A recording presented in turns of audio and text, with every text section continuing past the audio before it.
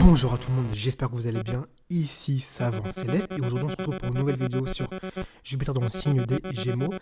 Petite parenthèse, alors moi vous savez je fais l'astrologie, mais vraiment moi je fais l'astrologie pas comme on voit dans les manuels d'horoscope ou des trucs comme ça qui ont aucun sens, qui ont aucun rapport avec l'astrologie, même qui sait que c'est l'astrologie.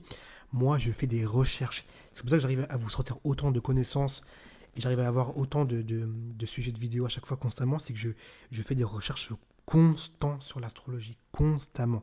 Ok. Donc j'insiste sur le fait de vraiment faire le thème astral, c'est super important de consulter.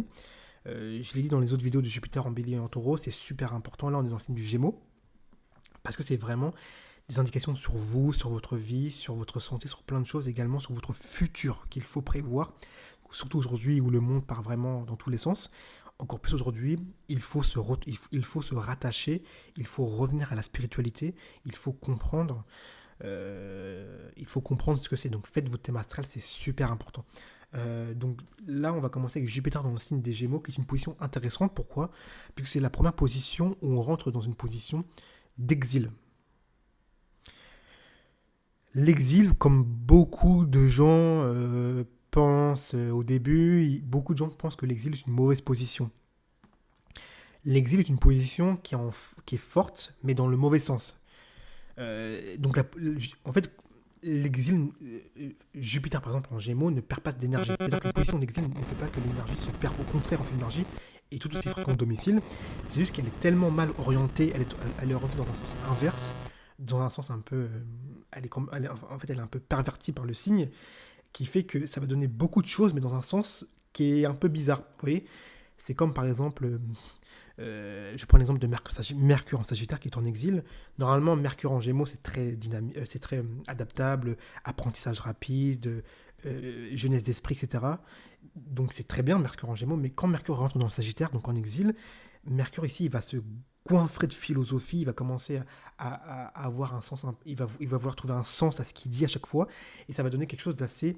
Et puis il y a un excès d'optimisme également dans le signe de Sagittaire, ce qui fait que ça va donner un Mercure, et Mercure est trop jeune également pour comprendre la philosophie la philosophie du Sagittaire, et donc ça va donner des personnes qui sont souvent extrêmement naïves, qui vont croire que tout le monde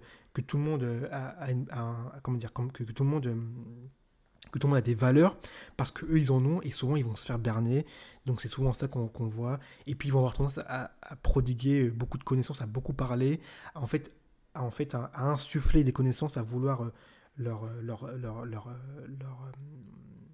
les guider alors même qu'ils n'en ont pas envie, et souvent ça va mal se passer. Donc Mercure Sagittaire est souvent mal vécu chez les natifs, puisque ça donne des gens qui sont souvent bernés, naïfs, qui n'arrivent pas à communiquer, etc. C'est très compliqué. Je ferai une vidéo sur Mercure Sagittaire, enfin mais surtout les Mercures, mais c'est vraiment pour vous expliquer l'exil.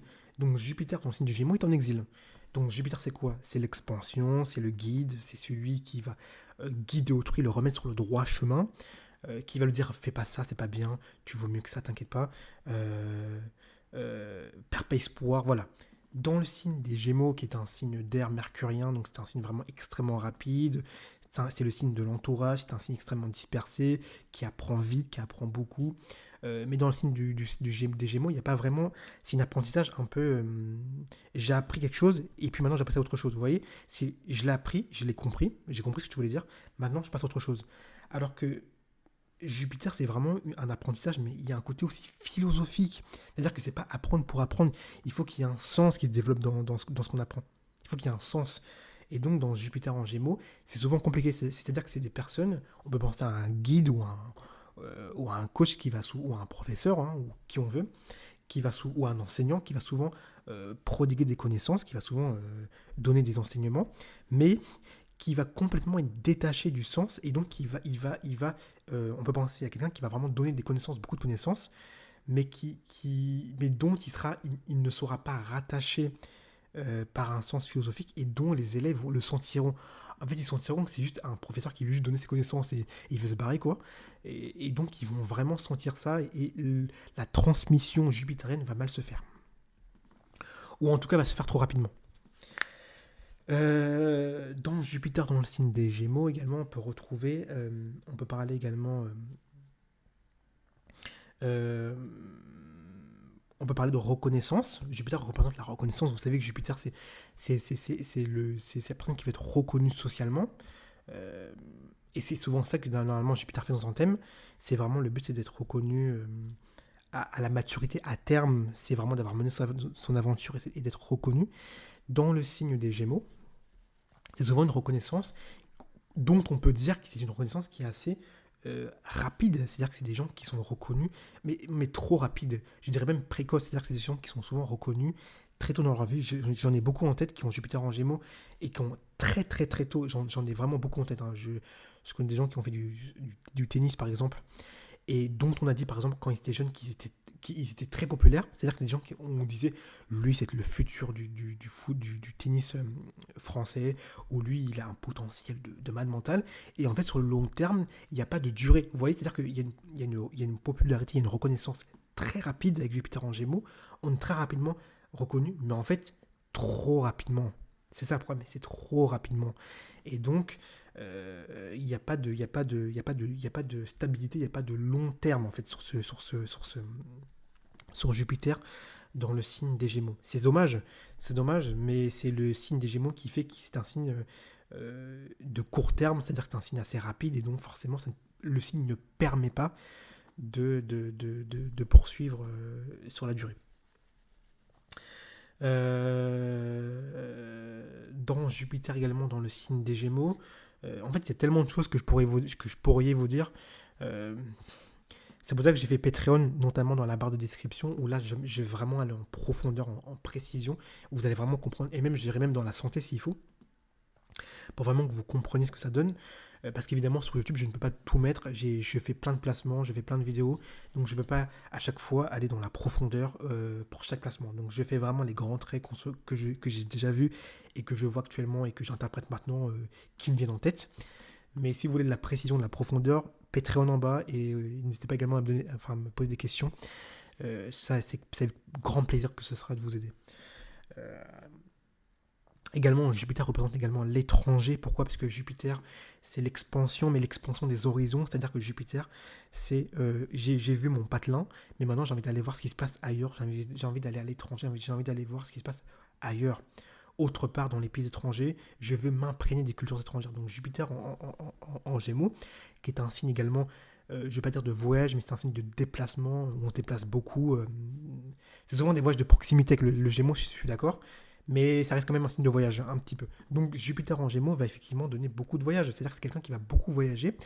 Mais le problème de Jupiter en Gémeaux, c'est que c'est des voyages qui ne vont pas forcément l'imprégner, ou en tout cas lui donner un sens. Parce que le but d'un voyage, le but du Sagittaire quand il voyage, c'est de donner un sens philosophique.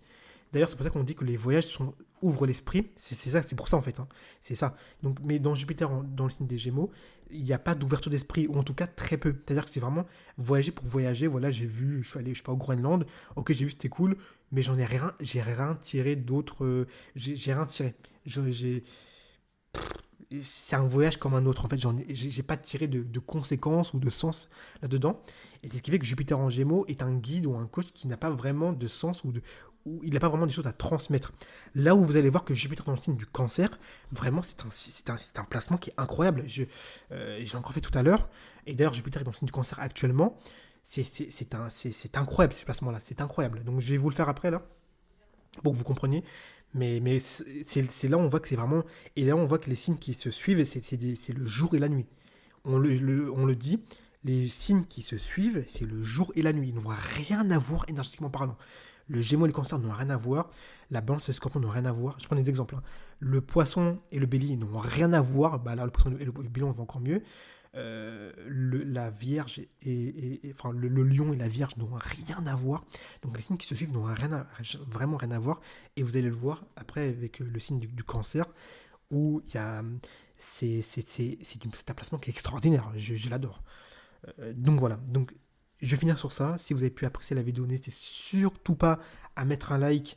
Surtout pas, n'hésitez pas, hein, n'ayez pas peur. Hein, vous pouvez y aller à fond et à vous abonner. On se retrouve avec d'autres vidéos.